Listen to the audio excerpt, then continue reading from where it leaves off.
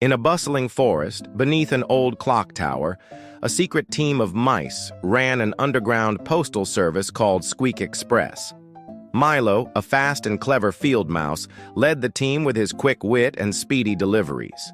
Tilly, a nervous but brilliant mole, managed the intricate routing system and built elaborate tunnels. One moonlit night, an urgent message arrived from the far side of the river. Rascal, the mischievous raccoon, took to the skies in his homemade glider, soaring over the treetops to deliver the parcel.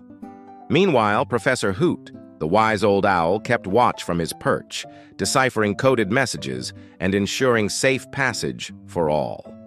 Together, this unlikely team of animal postal workers brought joy and connection to creatures big and small across the forest. Their secret service allowed friendships to blossom and communities to thrive, proving that even the tiniest creatures could make a big difference in the world around them. In the heart of Whispering Woods, beneath an ancient clock tower, there existed a secret world unknown to most. This was the home of SqueakExpress, an underground postal service run by a team of brave and clever mice. As the moon rose high in the sky, casting long shadows across the forest floor, the hidden post office beneath the clock tower came to life.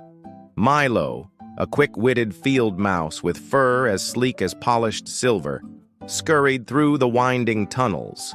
His nimble paws carried him swiftly as he prepared for another night of adventure. Milo was the unofficial leader of SqueakExpress, known for his speed and cunning. As he entered the main sorting room, he found Tilly, a timid mole with glasses perched precariously on her nose, poring over a complex map of tunnels and routes. "Evening, Tilly," Milo chirped. "What's on the agenda for tonight?" Tilly looked up, her whiskers twitching nervously. "Oh, Milo, we have quite a backlog. There's a love letter from Mr. Badger to Miss Fox that simply must be delivered before dawn, and a birthday package for Old Man Turtle that's already 3 days late." Just then, a gust of wind announced the arrival of Rascal, the mischievous raccoon pilot. He swooped in through a high window, his homemade leaf glider barely fitting through the opening. "Did someone say urgent deliveries?" He grinned, his mask-like face alight with excitement. From his perch near the ceiling, Professor Hoot, a wise old owl with spectacles balanced on his beak, ruffled his feathers. "Indeed, Rascal. But first, we have a coded message that needs deciphering. It seems quite important." As the team gathered around, Professor Hoot unrolled a small scroll covered in mysterious symbols. His large eyes blinked slowly as he studied the markings. It appears to be a warning. The beavers are planning to dam the Silver Creek. This could disrupt the water supply for half the forest. Milo's whiskers twitched with determination. "We need to spread the word and fast. Tilly, can you plot the quickest routes to all the affected areas?" Tilly nodded, her initial nervousness replaced by focused concentration. Her paws flew over the maps, marking out intricate paths through the underground network. "I've got it!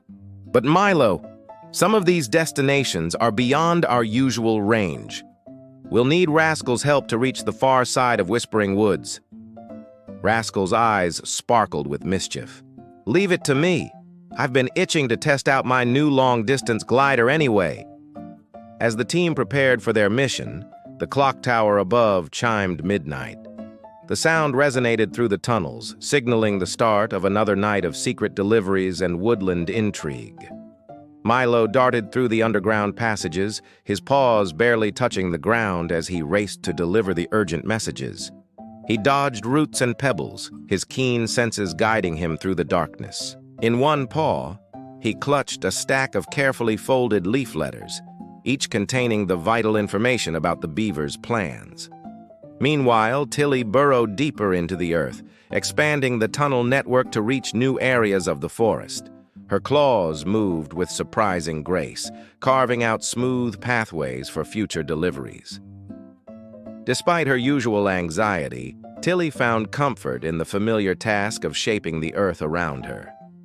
High above the treetops, Rascal soared on his leaf glider, the cool night air ruffling his fur. He clutched a small pouch filled with messages for the creatures living in the most remote parts of Whispering Woods. As he glided over a moonlit river, he spotted a group of otters playing below. With expert precision, he dropped a small pebble-weighted message into their midst, causing a splash of excitement. Back at the clock tower, Professor Hoot kept a vigilant watch over the forest. His keen eyes scanned the skies for any sign of danger or important news. Occasionally, he would turn his attention to a particularly puzzling coded message, his feathered brow furrowed in concentration. As dawn approached, the team regrouped at their underground headquarters. Milo, slightly out of breath but beaming with accomplishment, was the first to arrive. "Mission accomplished," he announced proudly. "I've alerted all the ground-dwelling creatures about the beaver's plans." Tilly emerged from a newly dug tunnel, her fur covered in a fine layer of dirt. "I've extended our network to reach the old oak grove," she reported, a rare smile of satisfaction on her face. "We'll be able to serve even more animals now." Rascal swooped in last, performing an elaborate loop before landing. "You should have seen the looks on those mountain goats' faces when I delivered their mail." He chuckled. "I don't think they've ever had airmail before." Professor Hoot nodded approvingly. "Excellent work, everyone. Thanks to your efforts, the forest creatures can come together and find a solution to the beaver problem. SqueakExpress has once again proven its worth to the woodland community." As the first rays of sunlight began to filter through the leaves above, the team prepared for a well-deserved rest. But before they could settle in, a small tap at the door caught their attention. Milo cautiously opened it to find a young rabbit hopping anxiously from foot to foot. "Please, oh please," the rabbit pleaded. "I've written a letter to my grandmother on the other side of the big meadow. Could you deliver it for me? It's her birthday tomorrow." Milo looked at his tired teammates, then back at the hopeful face of the young rabbit. With a smile, he took the letter. "Of course we can, little one. That's what SqueakExpress is here for." And so, as the rest of the forest began to stir, the brave mice of SqueakExpress set out on one more adventure.